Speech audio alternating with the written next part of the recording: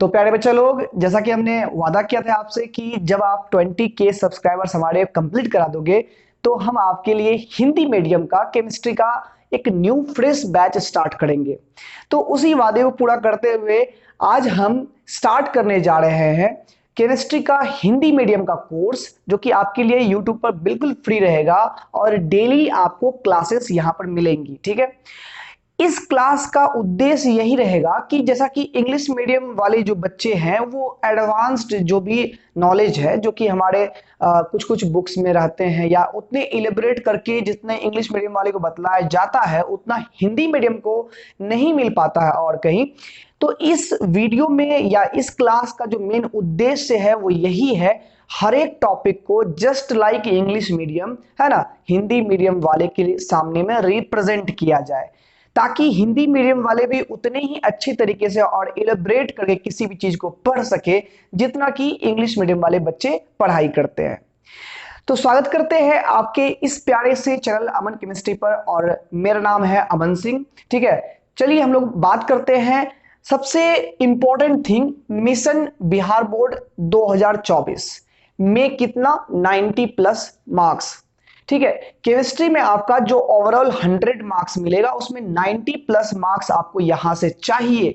तो इसीलिए हम हिंदी मीडियम वाले के लिए भी यहां पर स्टार्ट किए हैं। जो हिंदी मीडियम से तैयारी कर रहे हो, चाहे वो बिहार बोर्ड से हो चाहे यूपी बोर्ड से हो, वो बेहतरीन यहां पर ढंग से पढ़ाई कर सकते हैं। ठीक है, तो अगर आपने अभी तक कहीं क्लास ज्वाइन नहीं किया है, अगर आप लोग हिंदी मीडियम में जो केमिस्ट्री की पढ़ाई कर रहे हो लेकिन अभी कहीं कहीं छूट गया है क्लास या फिर क्लासेस अच्छी तरीके से कंप्लीट नहीं हुई है, तो एकदम वादा है मेरा आपसे कि आप कंटिन्यू करो इस क्लास को।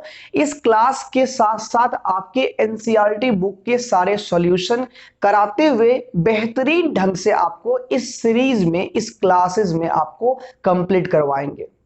ठीक है, तो क्लास 12th का हमारा यहां से सिलेबस स्टार्ट होता है। क्लास 11th की बैचेस बाद में आएंगी, अभी ज्यादा जरूरी आपके लिए क्या है, क्लास 12th है, क्योंकि उनके एग्जाम्स आने हैं। ठीक है, तो क्लास 12th की सबसे जो मेन बात है, यहां पर हमारे पास मिशन भी है बिहार बोर्ड 2024 में 90 प्लस लाना, और साथ ही साथ जो हमारे सिलेबस में बच्चा लोग जो टोटल केमिस्ट्री में 16 चैप्टर है उसको बेहतरीन ढंग से कंप्लीट करना, ये हमारा मेन मोटो है।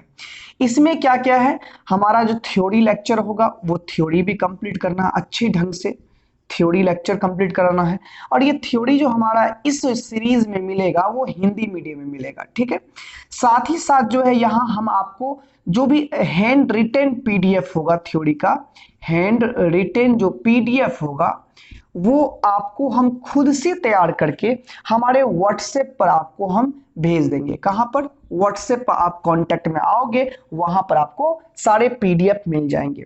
साथ ही साथ जो एनसीईआरटी के कंप्लीट सॉल्यूशंस है वो आपको कराए जाएंगे। जो मोस्ट इंपॉर्टेंट है एनसीईआरटी सॉल्यूशन, ये मोस्ट इंपॉर्टेंट है। आपको बता दूं जरा सा कि अगर एनसीईआरटी सॉल्यूशन आप करते हो तो इसको आप इस तरीके से मत लो कि बिहार बोर्ड में सर एनसीईआरटी से क्वेश्चन बहुत ही कम रहता है या ना के बराबर रहता है या 2-3 क्वेश्चन ही रहता है, तो इस तरीके से बिल्कुल नहीं लेना है।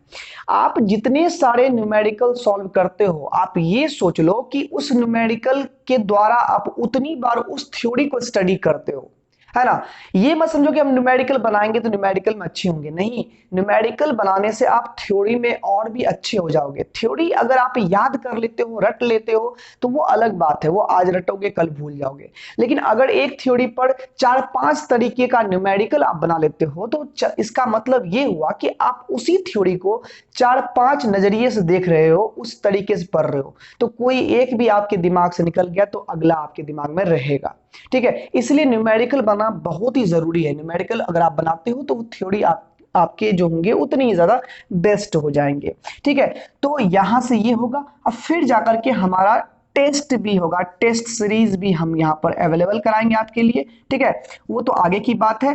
पहले मेन बात हमारा क्या होता है, थ्योरी। थ्योरी सबसे इंपॉर्टेंट इसीलिए है क्योंकि इसी से आप जो है पढ़ाई करना स्टार्ट भी करते हो। साथ ही साथ जो कॉन्फिडेंस आता है किसी भी चैप्टर पर, वो तभी आता है जब आप थ्योरी का बेस्ट स्टडी किए हुए रहते हो। ठीक है, भले आपको याद हो ना हो, लेकिन अगर आप बेहतरीन ढंग से कहीं क्लासेस में पढ़ लेते हैं थ्योरी, तो इसका मतलब ये होता है कॉन्फिडेंस जरूर बन जाता है कि चलो हाँ, इस चैप्टर में हमने इतना पढ़ाई कर लिया है। तो स्टूडेंट के अंदर में, यानी आपके अंदर में एक कॉन्फिडेंस आना बहुत जरूरी होता है। कॉन्फिडेंस अगर नहीं है, फिर कितनी भी आप इजी चीज का पढ़ाई कर लो या इजी लैंग्वेज में पढ़ाई कर लो, अगर कॉन्फिडेंस नहीं है आपके अंदर में, तो वो दिक्कत वाली बात होगी। ठीक है ना, तब खुद पर भरोसा नहीं रहेगा। आप टीचर्स के आंसर को कॉपी करोगे, उसी को क्लास में लिखने की कोशिश करोगे, अगर भूल गए तो फिर लिख भी नहीं पाओगे। लेकिन कॉन्फिडेंस सबसे बड़ी बात है जो आपके अंदर में होनी जरूरी है। ठीक है, उसके बाद थ्योरी अगर आपसे बन जाते हैं, थ्योरी अगर आपका कंप्लीट अच्छे ढंग से हो जाता है, तो यहीं पर सारा प्रॉब्लम सॉर्ट आउट हो जाता है। फिर डिपेंड करता है कि आप कितने ज्यादा प्रैक्टिस कर रहे हो। ये बहुत ही बड़ा फैक्टर है, प्रैक्टिस कितना आप करते हो, ये बहुत बड़ा फैक्टर है। ठीक है ना, याद रखिएगा, टीचर कुछ भी हो, टीचर आपके लिए ब्रह्मा नहीं हो सकता है। ठीक है ना, आप खुद में ही सब कुछ हो।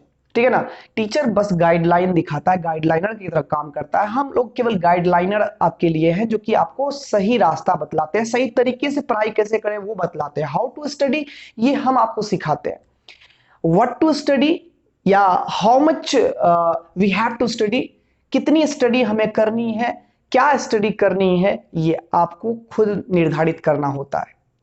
चलिए, इन्हीं सब बातों पर हम लोग के पास टोटल सिलेबस में कितने चैप्टर है? 16 चैप्टर्स है। ठीक है, आइए समझते हैं इन चैप्टर्स में हमारे क्या क्या सिलेबस है और हमें किन की पढ़ाई करनी है, किसमें किसमें न्यूमेरिकल रहेंगे, कौन कौन थ्योरी पोर्शन रहेगा, इसको समझते हैं हम लोग। तो बच्चे लोग, हमारी जो केमिस्ट्री है, यानी कि हमारी जो रसायन शास्त्र है, ठीक है, ये टोटल 3 बेसिक पार्ट में डिवाइड की हुई है। जैसा आप लोग जानते होंगे, 3 बेसिक पार्ट में ये डिवाइड किया हुआ है।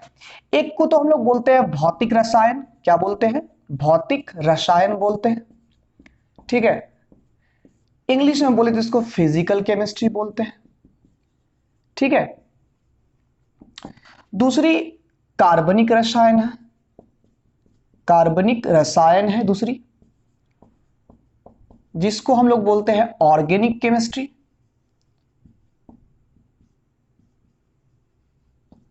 और तीसरी अकार्बनिक रसायन है, अकार्बनिक रसायन होती है, जिसको हम लोग इंग्लिश में क्या बोलते हैं? Inorganic chemistry. ठीक है, ये बात आप सब जानते हो? हाँ सर जानते हैं, बिल्कुल जानते हैं। ठीक है, भौतिक रसायन में अगर हम बात करें क्लास 12th में, तो टोटल 5 चैप्टर है। 5 चैप्टर हमारे भौतिक रसायन में, ध्यान दीजिएगा। फर्स्ट चैप्टर है हमारी ठोस अवस्था, यानी द सॉलिड स्टेट। ये हमारा जो है theory plus numerical based chapter है, डेरिवेशंस भी इसमें आपको मिलेंगे अच्छे खासे। ठीक है, नंबर 2 हमारा विलियन है, यानी सॉल्यूशन इंग्लिश में बोलते हैं। ये भी थ्योरी पोर्शन है, इसमें थ्योरी भी है, न्यूमेरिकल भी है, डेरिवेशन वगैरह सब कुछ है। ग्राफ का स्टडी भी इसमें ज्यादातर होगा। इसमें पिक्चर्स का स्टडी बहुत ज्यादा होता है, जबकि इसमें ग्राफ का स्टडी बहुत अच्छा होगा। ठीक है ना, थ्योरी, न्यूमेरिकल, ग्राफ वगैरह सब कुछ इसमें मिलेंगे। ठीक है, इसलिए ये थोड़ा सा लॉन्ग चैप्टर भी है, अच्छे ज्यादा चैप्टर भी है, और क्या कहते हैं, इसे मार्क्स भी अच्छे खासे आते हैं। ठीक है ना, नंबर 3 हमारा है विद्युत रसायन। ठीक है, नंबर 3 में क्या है? विद्युत रसायन है। ठीक है ना, और इसमें अगर हम बात करेंगे तो इसमें हमारे थ्योरी पोर्शन प्लस न्यूमेरिकल्स अच्छे खासे इसमें है। ठीक है ना, चौथी की बात करें तो हमारे पास में है रासायनिक गतिकी, रासायनिक गतिकी, जिसको इंग्लिश में हम लोग केमिकल काइनेटिक्स भी बोलते हैं। इसमें भी थ्योरी है, न्यूमेरिकल है, डेरिवेशन वगैरह सब कुछ है। यानी कि जान लीजिए यहाँ पर, यही केवल आपके पास 4 चैप्टर है फिजिकल केमिस्ट्री में, जिसमें मैथमेटिकल टर्म्स है, न्यूमेरिकल भी आएंगे, आपको न्यूमेरिकल इसमें सॉल्व भी करने होंगे। ठीक है ना, इसलिए अगर जिनको न्यूमेरिकल बनाना पसंद है प्यारे बच्चों, उनके लिए ये 4 चैप्टर बहुत ही बेहतरीन होगा। ठीक है, और थ्योरी वाले के लिए भी ठीक ठाक नहीं रहेगा, कोई दिक्कत नहीं है। ठीक है ना, 5वां है हमारा पृष्ठ रसायन, पृष्ठ रसायन। ये हमारा एक थ्योरी बेस्ड चैप्टर है। ठीक है ना, और ज्यादातर टर्म्स इसमें बायोलॉजिकल टर्म्स हैं, तो इसमें जो है ना थ्योरी लैंग्वेज अच्छा रहेगा, लैंग्वेज वाला ये चैप्टर है जिसमें कि स्टडी करना हमें हमारे लिए दिक्कत वाली बात नहीं होगी, ठीक है ना। बहुत ही जो अगर हम शुरुआत के 4 चैप्टर की बात करें तो आपके मार्क्स और थ्योरी या फिर जो भी कॉन्सेप्ट है इनके दृष्टिकोण से ये 4 चैप्टर बहुत ही इंपॉर्टेंट है। तो यही 5 चैप्टर जो है हमारे फिजिकल केमिस्ट्री में है, ठीक है ना। अच्छा, अकार्बनिक रसायन की बात कर लेंगे, इसमें 4 चैप्टर है। पहले ये क्यों बता रहे हैं, क्योंकि आपका जो वॉल्यूम 1 है एनसीईआरटी का, उसमें आपका फिजिकल केमिस्ट्री है, और वॉल्यूम 1 में ही जो है वो आपका क्या है, इनऑर्गेनिक केमिस्ट्री भी है, ठीक है ना। अब वॉल्यूम 2 जो है हमारा वो पूरी तरह से क्या है, ऑर्गेनिक केमिस्ट्री है, ठीक है ना। अच्छा, वॉल्यूम 1 में हमारा जो है चैप्टर नंबर 6 से लेकर के चैप्टर नंबर 9 तक है ना। 6 में क्या है, तो सिंपल टर्म्स में बोल दे, धातु कर्म बोल दे, है ना, धातु कर्म, या तत्वों के निष्कर्षण के सामान्य सिद्धांत की बात कर ले। धरती से जो अयस्क निकलता है उससे हम लोग कैसे शुद्ध धातु प्राप्त करते हैं, उनमें क्या क्या प्रोसेस होते हैं, सबकी बात जो है धातु कर्म में की जाती है। 10th क्लास में भी आप लोग थोड़ा बहुत पढ़े होंगे, ठीक है ना। अच्छा, धातु कर्म हो गया। 7वां नंबर, ये हमारा टोटल थ्योरेटिकल चैप्टर है, कोई दिक्कत नहीं है, रिएक्शन वगैरह इसमें है, ठीक है ना। 7वां नंबर हमारा है पी ब्लॉक के तत्व, पी ब्लॉक के तत्व, है ना। ये हमारा सबसे बड़ा चैप्टर है। अगर हम लैंग्वेज की बात कर लेंगे, थ्योरी की बात कर लेंगे, तो सबसे लंबा चैप्टर, लेंदी चैप्टर जो है वो कौन सा है, पी ब्लॉक है, ठीक है ना। हालांकि ज्यादा टफ नहीं है। अगर आपने जैसे कि आपको ये शुरू करने वाले होंगे तो उस समय हम आपको पीरियोडिक टेबल का बेसिक नॉलेज बता देंगे, क्योंकि वो अगर आप लोग अच्छे से जान गए तो डेफिनेटली है कि P block, D and F block ये सब पढ़ने में कोई दिक्कत आप लोग को नहीं होगी। थोड़ी बहुत रिएक्शन है इसमें, क्या क्या होता है, थोड़ा बहुत जो पीरियोडिक प्रॉपर्टीज है वो तो पीरियोडिक टेबल पढ़ेंगे तो आप लोग को तुरंत हो जाएगा, कॉन्सेप्ट क्लियर हो जाएगा। कुछ कुछ इसमें क्या है, रिएक्शन वगैरह है वो सब थोड़ी बहुत याद करने होते हैं, ठीक है ना।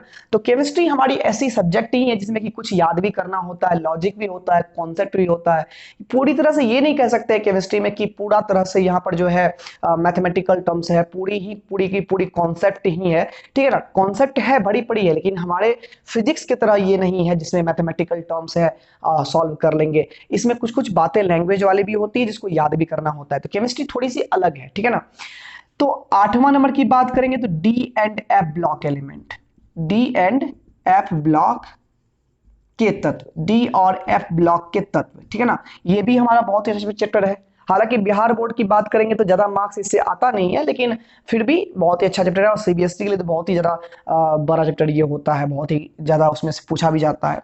9वां नंबर जो है समझ लो कि यहाँ पर इसमें भी एक तरह का समझो कि पूरी की पूरी कॉन्सेप्चुअल चैप्टर ही है 9वां चैप्टर। हालांकि थ्योरेटिकल है लेकिन पूरा का पूरा कॉन्सेप्ट से भरा हुआ है, क्योंकि केमिकल बॉन्डिंग जो क्लास 11th में होता था उसी का पार्ट 2 समझ लो ये, जिसका नाम है उपसह संयोजन कम यौगिक, उपसह संयोजी कह सकते हैं, संयोजी यौगिक, कोऑर्डिनेशन कंपाउंड्स का ये चैप्टर है, जो कि केमिकल बॉन्डिंग का ही पार्ट समझ सकते हो, ठीक है ना।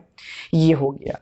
और कार्बनिक रसायन की बात कर लेंगे तो कार्बनिक रसायन में सबसे पहले हम लोग पढ़ेंगे बेसिक ऑर्गेनिक केमिस्ट्री, है ना, बेसिक ऑर्गेनिक केमिस्ट्री। फिर पढ़ेंगे जनरल ऑर्गेनिक केमिस्ट्री यानी कि रिएक्शन मैकेनिज्म से पढ़ेंगे, नोमेनक्लेचर, आइसोमेरिज्म, रिएक्शन मैकेनिज्म, ये सभी हम लोग बेसिक में कवर करेंगे जो क्लास 11th का है, ठीक है ना। और उसके बाद जो ऑर्गेनिक में शुरुआत का 4 चैप्टर है जिसमें है हेलो एल्केन और हेलो एरीन, दूसरा है एल्कोहल, फिनॉल और ईथर, तीसरा है एल्डिहाइड, कीटोन और कार्बोक्सिलिक अम्ल, चौथा है एमाइन। ये जो 4 चैप्टर है वो पूरी तरह से रिएक्शन बेस्ड चैप्टर है। वो आप लोग को तभी कंप्लीट हो जाएगा होगा जब आप जीओसी अच्छे से पढ़े होंगे, जनरल ऑर्गेनिक केमिस्ट्री आप लोग अच्छे से पढ़िएगा। तो वो पढ़ाना मेरा काम है, पढ़ना आपका काम है, पढ़ेंगे एकदम मन लगा के पढ़ना है, ठीक है। तो जनरल ऑर्गेनिक केमिस्ट्री करने के बाद ये 4 चैप्टर क्लियर हो जाएंगे।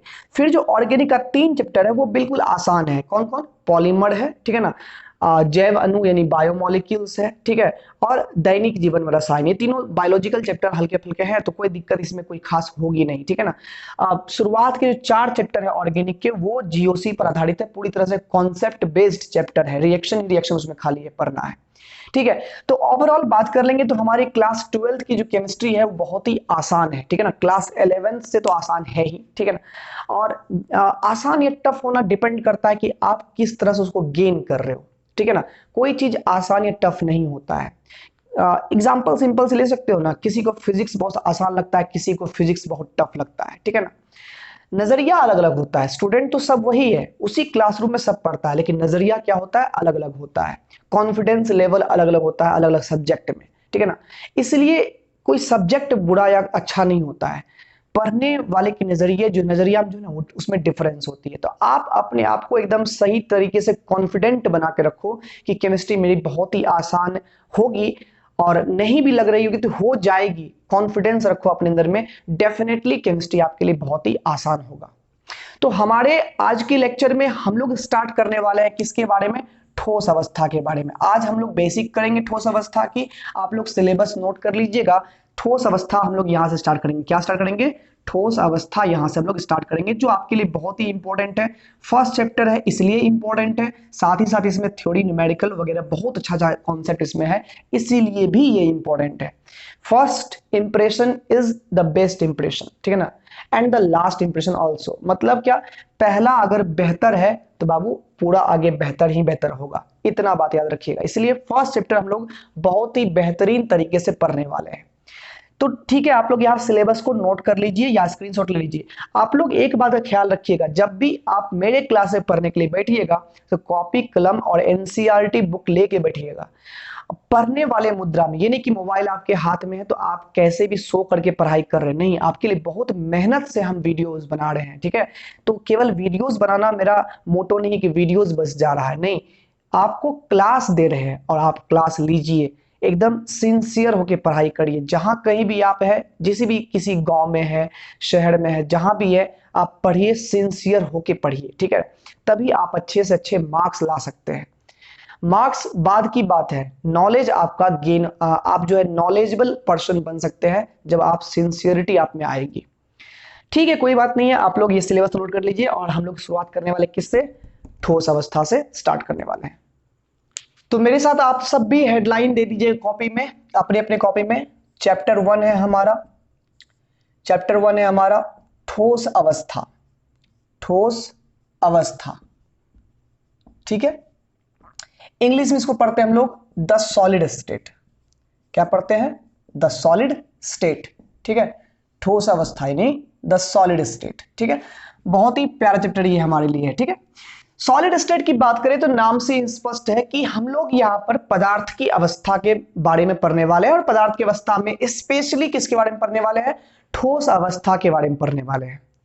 आप सभी को पता होगा कि जो पदार्थ होती है, अगर भौतिक अवस्था के आधार पर बात करेंगे कि पदार्थ किन किन रूपों में पाया जाता है, फिजिकली दिखने में पदार्थ कैसा कैसा होता है, टच करते हैं तो पदार्थ किन किन रूप में होता है, तो आप लोग जानते होंगे पदार्थ बेसिकली 3 तरह के होते हैं, ठीक है ना। एक होता है ठोस, एक होता है द्रव, एक होता है गैस, ठीक है। सभी लोग जानते हैं, ठीक है, हाँ सर जानते हैं। ठोस को इंग्लिश में सॉलिड बोलते हैं, सर क्या पढ़ा रहे हैं, ये इंग्लिश क्यों पढ़ा रहे हैं। द्रव को हम लोग लिक्विड बोलते हैं, और गैस तो गैस ही है, गैस भी बेचारा बोलता होगा, मेरे लिए कोई स्पेशल नाम नहीं दिया गया, ठीक है। तो गैस को गैस ही बोलते हैं, ठीक है। ठोस, द्रव और गैस ये पदार्थ की भौतिक अवस्था है, यानी कि भौतिक अवस्था के आधार पर पदार्थ को 3 भागों में बांटा गया। वही रासायनिक अवस्था की बात करेंगे, उसके आधार पर पदार्थ को 2 भाग में बांटा गया, शुद्ध पदार्थ और अशुद्ध पदार्थ। शुद्ध पदार्थ में तत्व और यौगिक होते हैं, अशुद्ध पदार्थ में मिश्रण होते हैं। फिर मिश्रण को भी बांटा गया है समांगी और विसमांगी मिश्रण। समांगी मिश्रण को ही विलयन बोलते हैं, जो पढ़ना है चैप्टर 2 में। विसमांगी मिश्रण में 2 प्रकार की बातें होती है, एक कोलाइडी विलयन और एक निलंबन होती है। कोलाइडी विलयन पढ़ना हम लोग को चैप्टर 5 यानी सरफेस केमिस्ट्री में, पृष्ठ रसायन में पढ़ना है, ठीक है। अब ध्यान दो, यहां पर बात करते हैं हम लोग यहां पर सॉलिड स्टेट की। आखिर ये पदार्थ की 3 अवस्थाएं क्यों है, जब पदार्थ ही है तो पदार्थ की अवस्थाएं क्यों होती है। तो पॉइंट, बेसिक पॉइंट क्या है समझो, यहां पर कोई भी जो पदार्थ यानी मैटर बना होता है, जिन जिन पार्टिकल से वो बने हुए होते हैं उनको बोलते हैं अवयवी कण। तो मैटर के जो अवयवी कण होते हैं, जिनसे वो मैटर बना होता है, अवयवी कण की बात कर लेंगे, तो कोई भी पदार्थ जो होते हैं या तो वो परमाणु के बने होते हैं, या तो वो अणु के बने होते हैं, या तो वो आयन के बने होते हैं। परमाणु, अणु या किसके बने होते हैं, आयन के बने होते हैं। और जब भी हम किसी पदार्थ की अवस्था को दिखाते हैं तो परमाणु, अणु या आयन का शेप जो है यानी आकृति जो है वो गोलाकार लेते हैं कुछ इस तरह से। ये दिखाते हैं इस तरह से कोई भी पदार्थ को, ठीक है ना। पदार्थ के कण को हम लोग इस तरह से दिखाते हैं। ये जो गोल गोल कण बना रहे हैं, ये कण या तो परमाणु हो सकते हैं, या तो अणु हो सकते हैं, या तो क्या हो सकते हैं, आयन हो सकते हैं, ठीक है। क्लियर यहां पर। इन्हीं कणों की मात्रा जो होती है उसको बोलते हैं पदार्थ का द्रव्यमान, और ये कण जितना जगह लिया हुआ है उसको बोलते हैं पदार्थ का आयतन। क्या बोलते हैं, पदार्थ का आयतन। द्रव्यमान और आयतन समझ में आ गया। द्रव्यमान बटे आयतन को घनत्व बोलते हैं। ये सब इसलिए बता रही है कि ये सभी इस चैप्टर में जरूरी है, जो बातें बेसिक है, जो आप लोग पहले जानते हैं या शायद भूल गए हैं, ठीक है। तो पदार्थ की इस मात्रा को बोलते हैं द्रव्यमान, और जितना जगह लिया हुआ है उसको बोलते हैं आयतन। याद रखिएगा, दो कणों के बीच में जो ये रिक्त स्थान है इसको बोलते हैं अंतराण्विक स्थान। क्या बोलते हैं, अंतराण्विक स्थान बोलते हैं, ठीक है। और दो कण हमेशा, काइनेटिक थ्योरी ऑफ गैसेस ये कहती है, सुनिएगा यहां पर, पदार्थ के कण हमेशा गतिशील रहते हैं या गति में रहना चाहते हैं, ठीक है ना। कोई पदार्थ के कण जो होते हैं वो गति में रहना हमेशा चाहते रहते हैं। अगर उसको गैप मिलेगा तो वो मूव करेगा ही करेगा, गति में रहेगा ही रहेगा, ठीक है ना।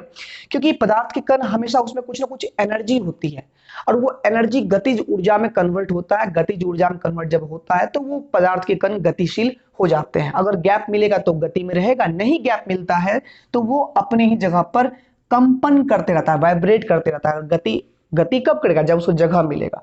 जगह मिलेगा यानी अंतराण्विक स्थान कुछ ना कुछ होगा तो वो गतिशील होगा। नहीं होगा अंतराण्विक स्थान, या बहुत ही कम होगा, इतना कम कि वो गति ना कर पाए, मूव ना कर पाए फ्री, तो वो हमारा मूव नहीं कर पाएगा, ठीक है ना। ध्यान दीजिएगा, प्रत्येक पदार्थ के कण कुछ ना कुछ बलों के द्वारा आकर्षित होते हैं एक दूसरे की तरफ। इस बल को बोलते हैं अंतराण्विक आकर्षण बल। क्या बोलते हैं, अंतराण्विक आकर्षण बल बोलते हैं, ठीक है ना। क्या बोलते हैं, अंतराण्विक आकर्षण बल। आप लोग नोट कर सकते हैं कि किसी भी पदार्थ के जो कण होते हैं वो एक दूसरे से जिन बलों से आकर्षित होते हैं उन्हें अंतराण्विक आकर्षण बल बोलते हैं। और दो कणों के बीच में जो रिक्त स्थान पाए जाते हैं उनको अंतराण्विक स्थान बोलते हैं, ठीक है। अब बात करेंगे अंतराण्विक आकर्षण बल की। अगर हम बात करें अंतराण्विक आकर्षण बल किसी भी कणों के बीच में कैसा कैसा हो सकता है, तो ध्यान दीजिएगा, किसी भी पदार्थ की बात करें तो उस पदार्थ में दो कणों के बीच में जो अंतराण्विक आकर्षण बल होते हैं वो कई प्रकार के हो सकते हैं। जैसे कि ये स्थिर वैद्युत आकर्षण बल हो सकते हैं। फिजिक्स में आप लोग पढ़े होंगे फर्स्ट चैप्टर में, ठीक है ना, इलेक्ट्रोस्टैटिक चैप्टर में इलेक्ट्रोस्टैटिक फोर्स के बारे में। उसी को हिंदी में क्या बोलते हैं, स्थिर वैद्युत आकर्षण बल, ठीक है ना। हो सकता है ये जो है द्विध्रुव आकर्षण बल हो, डायपोल फोर्स, सभी फोर्स के बारे में बताएंगे, कोई दिक्कत नहीं है। द्विध्रुव आकर्षण बल हो सकता है। हो सकता है कि ये लंदन बल हो जाए, हो सकता है कि ये हाइड्रोजन आबंध हो जाए, हाइड्रोजन बॉन्ड हो जाए, ठीक है ना। तो किसी भी पदार्थ के कणों के बीच में कई प्रकार के फोर्स काम कर सकते हैं। अब मेन बात क्या होता है कि सभी पदार्थ बने होते हैं परमाणु, अणु या आयन से, लेकिन सभी पदार्थ में क्या होते हैं, ये अंतराण्विक आकर्षण बल का जो मात्रा होता है, इसकी जो मात्रा होती है वो अलग अलग होती है। किसी किसी में ये अंतराण्विक आकर्षण बल बहुत ही हाई होती है, उच्च होती है। जिसमें बल उच्च होगी उसमें क्या होगा, एक कण दूसरे कण से चिपके हुए रहेंगे, कुछ इस तरह से, है ना, कुछ इस तरह से एक कण दूसरे कण से चिपके हुए रहेंगे, क्योंकि अंतराल में आकर्षण बल बहुत हाई है। और जब इस फेज में होता है तो जान लीजिए यहां पर आयतन कम रखें, आयतन कम होता है लेकिन द्रव्यमान बहुत ज्यादा होगा, क्योंकि सभी पदार्थ सघन रूप से एक दूसरे से जुड़े हुए हैं, तो क्या होगा, बहुत भारी हो जाएगा वो। अच्छा ठीक है, लेकिन जब यही अंतराल आकर्षण बल कम होता है, थोड़ा सा इसे कम कर देते हैं तो वो पदार्थ के कण दूर दूर हो जाएंगे, है ना। दूर दूर होने से क्या होता है, उतने ही कण ज्यादा इस बार आयतन ले लेंगे, तो बोलेंगे भैया कि इसकी घनत्व जो है, पहले घनत्व अधिक थी पदार्थ की, अब घनत्व क्या हो गई, कम हो गई। और कभी कभी अंतराण्विक आकर्षण बल ना के बराबर जब लगता है तो पदार्थ के यही कण जो है बहुत दूर दूर होते हैं, जिस कारण से उतने ही कण जो है बहुत ज्यादा आयतन लेते हैं, तो घनत्व जो है और भी ज्यादा घट जाता है। तो कुल मिलाकर के बात यही कहे हम कि जिस पदार्थ में अंतराण्विक आकर्षण बल बहुत ही हाई होता है उसमें अंतराण्विक स्थान बहुत ही कम होते हैं और ऐसे पदार्थ को हम लोग ठोस बोलते हैं। क्या बोलते हैं? ठोस बोलते हैं। ठीक है ना। तो पदार्थ का जो वर्गीकरण हो रहा है भौतिक अवस्था के बेसिस पर, वो क्यों हो रहा है? क्योंकि सभी पदार्थ में अंतराण्विक आकर्षण बल बहुत ही क्या होते हैं? डिफरेंट डिफरेंट होते हैं, अलग अलग होते हैं। जिसमें उच्च बल है वो ठोस कहलाएगा, जिसमें उससे कम होगा वो द्रव कहलाएगा, जिसमें सबसे कम बल होगा वो क्या कहलाएगा? गैस कहलाएगा। तो ठोस, द्रव और गैस ये तीन अवस्थाएं क्यों है? तो बोलेंगे सर जी, जो पदार्थ के अंतराण्विक कण होते हैं उनके बीच में जो अंतराण्विक आकर्षण बल लगते रहता है, ये बल अलग अलग होने के कारण से पदार्थ की अवस्थाएं भी क्या होती है? अलग अलग होती है। कोई ठोस, कोई द्रव और कोई क्या होती है? गैसीय अवस्था में होती है। और इन दोनों में हम लोग को इन तीनों में हम लोग को किसके बारे में पढ़ना है बाबू? इन तीनों में पढ़ना है हम लोग को इस चैप्टर में ठोस अवस्था के बारे में। अब तुम सोच लो कि ठोस अवस्था है और ये बहुत बड़ा चैप्टर है, तो ठोस अवस्था में हम लोग ठोस के बारे में कितनी सारी बातें सीखेंगे। ठोस की बाहरी संरचना से लेकर के अंदर के परमाणुविक संरचना तक हम लोग जाएंगे। ठीक है ना। अंदर के स्ट्रक्चर को भी देखेंगे, ठोस में कैसा स्ट्रक्चर होता है, सभी में सारे मैथमेटिकल रूल्स क्या क्या अप्लाई होते हैं, क्या क्या उसमें लॉ है, क्या क्या उसमें थ्योरी पढ़ने होते हैं, सब कुछ को डिटेल में यहां पर सीखेंगे हम लोग। यानी ठोस अवस्था के लिए केवल स्पेशली चैप्टर है। तो कहने का मतलब ये हो गया पूरे डिटेल में हम लोग ठोस के बारे में पढ़ने वाले हैं। कोई दिक्कत? तो चलिए यहां पर समझ में तो आ गया कि हमारा यह चैप्टर किस पर आधारित है? पूरे के पूरे ठोस अवस्था पर आधारित, यानी कि ऐसी वाली अवस्था पर आधारित है। ठीक है। अब डिटेल में आगे जानेंगे कि हमारा ये चैप्टर में क्या क्या टोटल बातें हम लोग को पढ़नी होंगी। ठीक है। चलिए इस छोटे से पॉइंट को आप लोग नोट कर लीजिएगा। तो देखिए बच्चा लोग, हम लोग को इस चैप्टर में ठोस अवस्था के बारे में पढ़ना है। ठीक। अब ठोस अवस्था के बारे में डिटेल में तब ना जानेंगे जब ठोस क्या होता है ये बढ़िया से जान ले। चलिए हम लोग पढ़ते हैं ठोस के बारे में और कंपेयर करते हैं कि ये गैस और द्रव से किस प्रकार से अलग है। ठीक है ना। तो हम लोग बात कर रहे हैं किसके बारे में? ठोस के बारे में। तो आप भी हेडलाइन दीजिएगा ठोस, अर्थात हम लोग सॉलिड के बारे में पढ़ रहे हैं कि सॉलिड क्या होता है। ठीक है। यानी कि पहले हम लोगों को मूवी देखने से पहले उसका नाम जरूरी है। नाम में ही आधी मूवी का पता चल जाता है लगभग लगभग, क्या ट्रेलर वगैरह में। तो हम लोग ट्रेलर देख लेते हैं कि ठोस होता क्या है। ठीक है। तो ठोस की बात करेंगे तो किसी भी पदार्थ की कोई भी अवस्था हो बाबू, किसी भी पदार्थ की कोई भी अवस्था हो, चाहे ठोस हो, चाहे द्रव हो, चाहे गैस हो, उसको डिफाइन करने वाले कुछ कुछ बातें होती है। ठीक है ना। पहली होती है अंतराण्विक आकर्षण बल, अंतराण्विक आकर्षण बल। दूसरी होती है अंतराण्विक स्थान,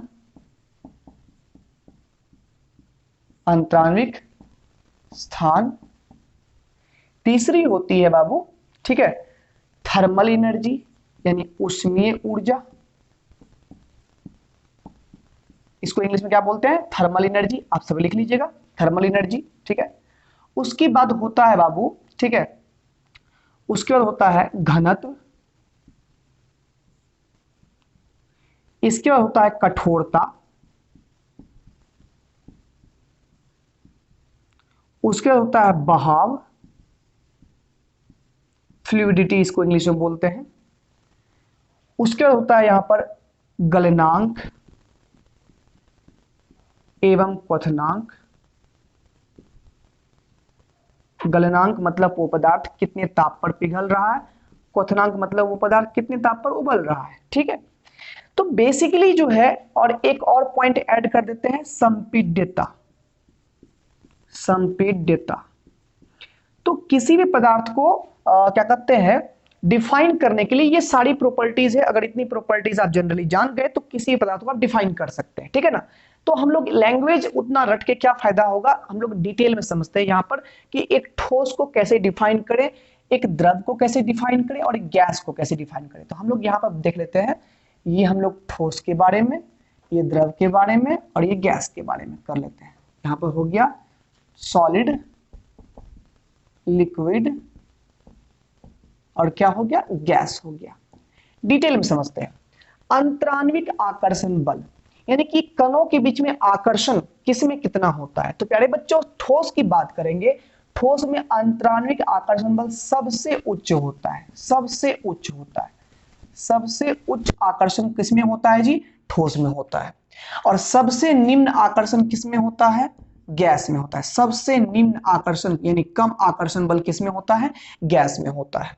और लिक्विड की बात कर लेंगे तो ये बीच वाला है, यानी कि ठोस से कम आकर्षण, गैस से ज्यादा आकर्षण, ये किसमें होता है? ये बीच में होता है, इसके और इसके बीच में, है ना। लिक्विड का बात अगर करें यहाँ पर, तो लिक्विड की बात अगर करें तो प्यारे बच्चों, लिक्विड का जो ये आकर्षण बल है, इंटरमोलिकुलर फोर्स जो है, वो ठोस से कम होता है और गैस से क्या होता है? ज्यादा फोर्स होता है। ठीक है। अब ये अंतराण्विक आकर्षण बल अगर उच्च है तो सारी प्रॉपर्टीज लगभग डिफाइन होगी। अंतराण्विक आकर्षण बल सबसे उच्च रहेगा तो कण आपस में चिपका हुआ रहेगा। जब कण चिपका हुआ रहेगा तो अंदर में गैप जो होगा वो बहुत ही कम होगा। क्या बताओ तो? अंतराण्विक आकर्षण बल बहुत उच्च है तो कण आपस में क्या रहेगा? चिपका हुआ रहेगा। चिपका हुआ है यहाँ पर। और इसमें गैस में अंतराण्विक आकर्षण बल बहुत ही कम है तो कण आपस में क्या है? दूर दूर है, हटा हुआ है। कण दूर दूर हटा हुआ है, ठीक है ना। अब कण अगर दूर दूर हटा हुआ है तो अंतराण्विक स्थान इसमें क्या है? सबसे कम है। इसमें अंतराण्विक स्थान क्या है? सबसे ज्यादा है। अंतराण्विक स्थान की बात करेंगे तो सबसे निम्न किसमें होगा? ठोस में होगा। और सबसे उच्च किसमें होगा? गैस में होगा। सबसे उच्च किसमें होगा? गैस में होगा। और ये गैप की बात कर लेंगे, जी मैंने गैप हो गया, वो ठोस से ज्यादा किसमें होता है? द्रव में होता है। और ये गैस द्रव में जो अंतराण्विक आकर्षण अंतराण्विक स्थान जो है वो गैस से कम होता है, ठीक है ना। द्रव का अंतराण्विक स्थान जो है वो ठोस से ज्यादा होता है और गैस से क्या होता है? कम होता है, ठीक है। अच्छा, उष्मीय ऊर्जा की बात करते हैं। उष्मीय ऊर्जा किसे कहते हैं? किसी भी अणु के अंदर में, सुनो, किसी भी पदार्थ में अणुओं के गतिज ऊर्जा, अणुओं की गतिज ऊर्जा को ही हम लोग जनरली उष्मीय ऊर्जा बोलते हैं, थर्मल एनर्जी। यानी जो ऊर्जा पदार्थ में कणों की गति कारण से उत्पन्न होती है, जो ऊर्जा किसी भी पदार्थ में, जो ऊर्जा कणों की गति के कारण से उत्पन्न होती है या पदार्थ में आती है, उसको हम लोग थर्मल एनर्जी उस पदार्थ का बोलते हैं। तो जरा बताइए, किस पदार्थ में या किस अवस्था में कणों की गति सबसे ज्यादा होती होगी? जिसमें सर अंतराण्विक आकर्षण बल बहुत ही कम होता होगा, यहाँ कण फ्री है एक दूसरे से, ये उधर भाग रहा होगा, उधर भाग रहा होगा, कणों की गतिज ऊर्जा सब में क्या होगी? बहुत ही उच्च होगी। तो जिसमें कणों की गतिज ऊर्जा बहुत ही उच्च है उसका उष्मीय ऊर्जा भी क्या होगा? सबसे उच्च होगा। तो उष्मीय ऊर्जा की बात कर लेंगे तो उष्मीय ऊर्जा का मान भी सबसे उच्च किसमें होगा? गैस में होगा। उससे कम किसमें होगा? ये ऊर्जा, एनर्जी की बात कर रहे हैं, ऊर्जा की बात कर रहे हैं, उससे कम किसमें? द्रव में। और सबसे कम उसमें ऊर्जा उसमें होगा जिसमें कणों की गति बहुत ही कम है या ना के बराबर है, जो कि ठोस में होती है, ठीक है ना। सबसे निम्न गतिज ऊर्जा किसमें होता है? ठोस में। इसलिए सबसे कम ऊष्मीय ऊर्जा भी किसमें होगा? ठोस में होगा, ठीक है। घनत्व की बात करें तो प्यारे बच्चों, यहां पर अंतराण्विक स्थान बहुत ही कम है, यानी कि कण आपस में चिपके हुए हैं। और जब कण आपस में चिपके हुए हैं तो कण कहेंगे यहां पर घना है। कम आयतन में ज्यादा कण आए हैं, यानी कि कम आयतन में, लो स्पेस में अधिक से अधिक द्रव्यमान होगा। वही गैस की बात कर लेंगे, गैस के कण दूर दूर है, दिखने में तो इतने लग रहे हैं, आयतन बहुत अधिक लग रहा है, लेकिन अंदर से खोखला है, द्रव्यमान क्या है? कम है। तो जिसमें कणों की द्रव्यमान ज्यादा है वहां घनत्व भी क्या होगी? ज्यादा होगी। द्रव्यमान कम तो वहां घनत्व भी क्या होगा? कम होगा। तो घनत्व सबसे उच्च किसमें होगा? सबसे उच्च ठोस में होगा। उससे कम किसमें होगा? डेंसिटी की बात कर रहे हैं, उससे कम किसमें? द्रव में। और सबसे जो कम होगा वो किसमें होगा? सबसे निम्न किसमें होगा? गैस में होगा, ठीक है। अच्छा, कठोरता की बात करते हैं। कठोरता की बात करते हैं, ठीक है ना। कठोरता मतलब हार्डनेस। हार्डनेस किससे आती है? जैसे कि ये पदार्थ है, इसको हम तोड़ना चाह रहे हैं, ये नहीं टूट रहा है, ठीक है ना। वैसे तुम रहोगे तोड़ दोगे, अलग बात है, ये मेरी मेहनत का पैसा का है इसलिए नहीं तोड़ रहे हैं, ठीक है ना। वैसे बता रहे हैं हल्का फुल्का, ठीक है, कि इसको तोड़ना चाह रहे हैं तो ये नहीं टूट रहा है। क्यों नहीं टूट रहा है? क्योंकि इसके अंदर का जो एक कण है वो दूसरे कण को कठोरता के साथ पकड़ा हुआ है। यानी कि यहां पर क्या है? अंतराण्विक आकर्षण बल बहुत ही उच्च है, इस कारण से ये एक दूसरे से अलग नहीं होना चाह रहे हैं, और इसलिए हम कह रहे हैं कि ये कठोर है। मुलायम क्या होता है? जैसे 24 कैरेट का गोल्ड होता है, उसको तुरंत तुम ऐसे करके तोड़ सकते हो, वो मुलायम होता है क्योंकि वहां अंतराण्विक आकर्षण बल कम होता है, ठीक है ना। जैसे कि हम मोम की बात करेंगे, मुलायम होता है, है ना। तो उसी प्रकार से कठोरता की बात अगर करें तो सबसे हार्ड कौन होगा, ठोस, क्योंकि यहां पर बल क्या है, बहुत ही ज्यादा है। सबसे उच्च कठोरता किसकी है, सबसे उच्च ठोस की है। उससे कम हार्डनेस को H से इंडिकेट कर दी। उससे कम किसकी है, द्रव की है। और उससे कम किसकी है यहां पर जी, गैस की है। सबसे कम कठोरता किसकी होगी, गैस की होगी। सबसे कम कठोरता गैस की होगी, है ना। बहाव मतलब फ्लूइडिटी, यानी कौन कितना बहता है।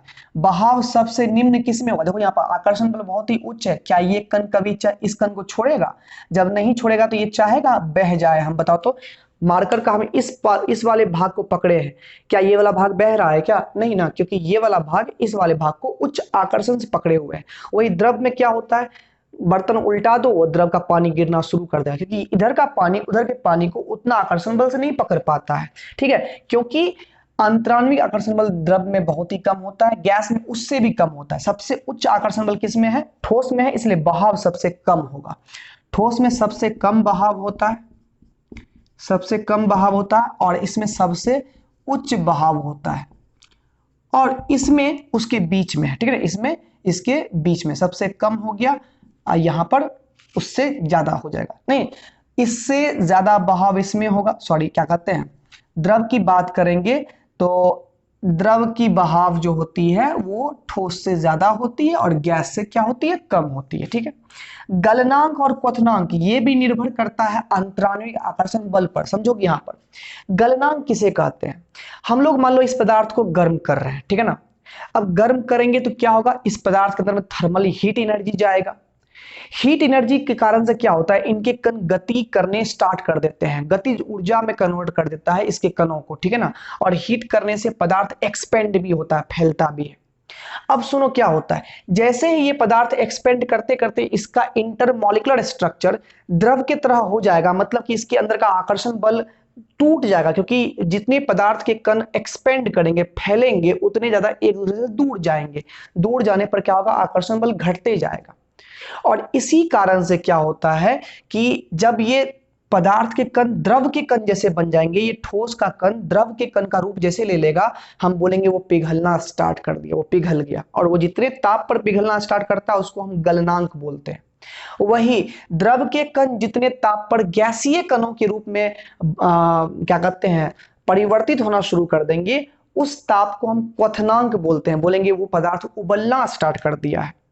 तो जान लीजिए यहां पर यह भी डिपेंड करता है अंतराण्विक बल पर। अगर बल बहुत उच्च है तो बहुत अधिक ताप देना पड़ेगा इसको हम लोग को गर्म करने के लिए, पिघलाने के लिए। और अंतराण्विक आकर्षण बल अगर निम्न है, कम है आकर्षण, तो तुरंत ही इसको हम लोग क्या कर देंगे, इसको गायब कर देंगे, मतलब तुरंत ही इसको गर्म करेंगे, तुरंत ये पिघल जाएगा, ठीक है ना, अगर बल कमजोर है तो। ठोस की बात करेंगे, ठोस में अंतराण्विक आकर्षण बल सबसे उच्च होता है उन सब से, इसलिए गलनांक और क्वथनांक का मान जो होगा, ये ताप का जो मान होगा वो सबसे ज्यादा इसमें होगा, सबसे अधिक होगा किसमें, ठोस में, है ना। द्रव और गैस की सबसे कम किसमें होगा, सबसे कम होगा गैस में, और इसमें बीच में होगा सबसे अधिक, यहां पर उससे कम, ठीक है ना। अच्छा, संपीडितता की बात करेंगे। संपीडितता का मतलब होता है कि कोई पदार्थ को हम कितना दबा सकते हैं। अच्छा, ये दब रहा है, नहीं दब रहा है, दब रहा है, नहीं दब रहा है, ठीक है ना। वही हम फोम को देखें तो दाब सकते हैं। वही हम गैस को देखें, अगर हम बात करें, अगर हम एक बात आपको बताएं कि इस रूम में जितने भी हवा भरे हुए हैं, हम इसको एक पतले से सिलेंडर में हम रख सकते हैं, बोलो हाँ या ना। बिल्कुल रख सकते हैं, क्योंकि गैस जो होते हैं अत्यधिक संपीड वाले पदार्थ होते हैं, संपीडिता वाले पदार्थ होते हैं। उसको हम दबाव डाल करके हम छोटे से स्पेस में पैक कर सकते हैं। एक उल्टा बात सोचो तुम लोग, एक सिलेंडर में भरा हुआ गैस अगर खुल जाए तो वो पूरे मोहल्ले में फैल जाता है। अब उसका उल्टा कर दो, मोहल्ले भर के गैस को पैक करके किस में रख सकते हैं, हम सिलेंडर में रख सकते हैं, बोलो हाँ या ना। क्यों, ये संभव इसीलिए है क्योंकि गैस संपीड्य होते हैं, क्योंकि उनके अंदर में अंतराण्विक आकर्षण बल, सॉरी अंतराण्विक जो स्थान होते हैं वो बहुत ही उच्च होते हैं। अब जो अंतराण्विक स्थान बहुत उच्च है तो इस पे हम प्रेशर लगा करके यहाँ से बहुत ही अधिक दूर तक संपीड्य कर सकते हैं, इसको हम लोग दबा सकते हैं इसको। जबकि ठोस की बात करेंगे, यहाँ पर गैप है ही नहीं तो ये दबेगा कभी भी नहीं, तो ठोस को दबाया नहीं जा सकता है, ठोस को कंप्रेस नहीं कर सकते हैं, इसलिए ये असंपीड्य होते हैं। द्रव भी असंपीड्य ही होते हैं लगभग में, ठीक है ना। केवल संपीड्यता किस में दिखती है? गैस में दिखती है। तो बाबू ये असंपीड्य होते हैं, असंपीड्य होते हैं। ये बहुत ही कम, तो इसको भी असंपीड्य ही बोलेंगे। और जो हमारे ये गैस होते हैं वो उच्च संपीड्यता इसमें होती है, यानी कि संपीड्य होते हैं, ये संपीड्य होते हैं, ठीक है ना। इसको दबाया जा सकता है। तो इन सारे प्रॉपर्टीज को आप अच्छे से पढ़ के रखिएगा, ठीक है ना। अगर ये सारे प्रॉपर्टीज आप अच्छे से पढ़ लिए तो आप लोग को यहां पर क्या सीखने को फिलहाल अभी मिला है कि ये प्रॉपर्टीज कहते किसको है, कौन कौन सी प्रॉपर्टीज का मतलब क्या है, और वो ठोस द्रव गैस के लिए कैसे कैसे होते हैं, ये सीखे हम लोग। इन्हीं प्रॉपर्टीज की बेसिस पर ठोस द्रव और गैस को हम लोग वर्गीकृत करते आए हैं और किया भी जाता है, ठीक है ना। स्टैंडर्ड तरीके से इन्हीं प्रॉपर्टीज के बेसिस पर ठोस द्रव गैस में अंतर बतलाया जाता है। तो आज के क्लास में बच्चा लोग इतना ही। हम लोग ठोस द्रव गैस के बीच में अंतर सीखे, ठोस किसे कहते हैं वो भी समझ में आ गया होगा, ठोस की प्रॉपर्टीज क्या सब होती है वो भी समझ में आया होगा। ठोस की प्रॉपर्टीज इन्हीं बातों पर डिफाइन की जाती है, हमने डिफाइन भी कर दिया है। आप चाहेंगे तो इसका आप अच्छे से नोट्स बना सकते हैं। पीडीएफ आपको व्हाट्सएप करिएगा, पीडीएफ इसका हर एक क्लास का पीडीएफ आपको मिलते जाएगा, ठीक है।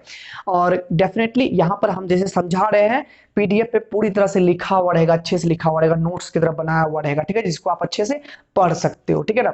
तो आप इस लेक्चर को आप कंप्लीट करते जाइएगा। आप डिपेंड करता है कि आप कितने अच्छे तरीके से आप जो है लेक्चर्स अटेंड करते हो, कितने अच्छे तरीके से आप जो है उसको पढ़ते हो, उस पर रिवीजन करते हो, इसी बात पर निर्भर करेगा कि आपका आगे का रिजल्ट क्या आने वाला है, ठीक है। केवल अच्छे अच्छे क्लास, हाई लेवल के क्लास ले लेने से कुछ नहीं होता है। उस पर हाई लेवल का स्टडी, अगर लो लेवल का भी क्लास लिया जाए और हाई लेवल की सेल्फ स्टडी की जाए तो प्यारे बच्चों रिजल्ट बहुत बेहतर होता है। तो इन्हीं बातों को ध्यान रखते हुए आज हम आपसे ले रहे हैं विदा। कल फिर मिलेंगे इसी टाइम में, तब तक के लिए बाय बाय, टाटा। और एक बात और, अगर चैनल पर नए हो सब्सक्राइब करना और अपने दोस्तों में जरूर शेयर करना, ताकि जिन दोस्तों के भी क्लासेस छूटे हुए हो वो कंप्लीट कर सके हिंदी मीडियम में, वो भी बेस्ट एंड बेस्ट लेक्चर के साथ, ठीक है। मिलते हैं एक बार फिर से। Thank you so much 20K subscribers complete कराने के लिए। Thank you so much guys, bye bye, good night, take care.